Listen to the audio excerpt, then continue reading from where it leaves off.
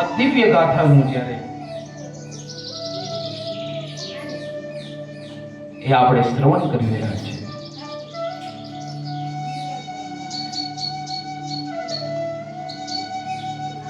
પરમાત્માને એક ભાવ વ્યક્ત કરવા માટે બેઠા છે, કોઈ સિદ્ધિને મેળવવા માટે, કોઈ આપણી નિજ સ્વાર્થ માટે નહીં, પણ પરમાત્માને આપણા પ્રત્યે એક પ્રેમ અને પરમાત્માના એવું કહેવાય ને કે કંઈક એવું કરો તો દેખાય. બાકી આ જગતની અંદર જીવન તો ઘણા જીવે છે, પણ નરસિંહે કંઈક જુદું કર્યું. માં મીરાએ આ ધરા ઉપર આવી અને કંઈક જુદું જીવન જીવ્યું.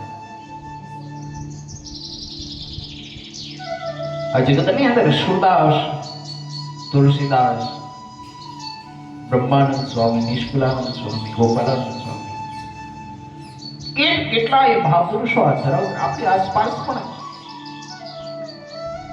કેટલા એ ભગવાનના વહાલા ભક્તો એ પોતાનું એ જીવન કંઈક જુદી રીતે જીવન ગયા છે કે આજે પણ આપણે એ મહાપુરુષોને યાદ કરીએ છીએ.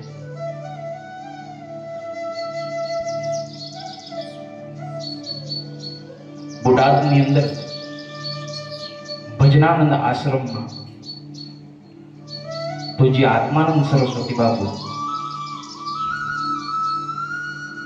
હમણાં થોડા સમય પહેલા જ એમની સાથે એક સભાની અંદર મારે જવાનું થયું હતું. દિવ્ય પ્રવચન એ સંભળાવી રહ્યા હતા.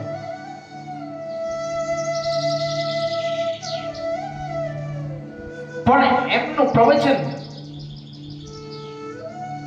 સાંભળી અને મનુષ્યને કંઈક જીવનની અંદર જીવનનું પરિવર્તન કરવાની એક ભાવના જાગે. પૂજ્ય આત્માનંદ સરસ્વતી બાપુ તો એમ કહે કે ગર્ભની અંદર જો માએ એવા સંસ્કાર આપ્યા હોય ને તો રાવણ જન્મે જ નહીં.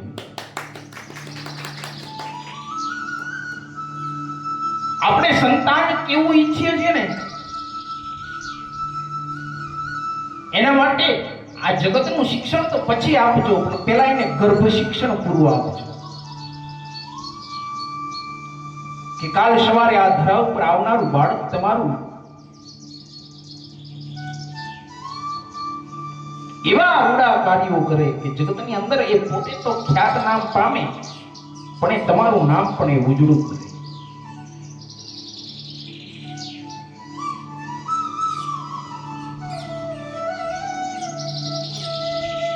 તો જ્યારે પરમાત્માને આવી રૂડી કથાથી આપણે આપણો ભાવ વ્યક્ત કરીએ છીએ,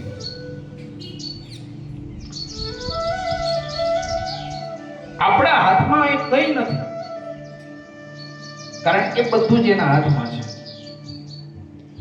અને આમ પણ હવે બધું એને સોંપીને જ બેસીએ છીએ. અહીંયા કોને આપણને બીજા વિચારો આવે છે? કેવલ આપણે પરમાત્માના જ વિચારો કરીએ છીએ અને વાતો પણ એની કરીએ છીએ. આરતી એની કરીએ, થાળ એના નામનો કહીએ.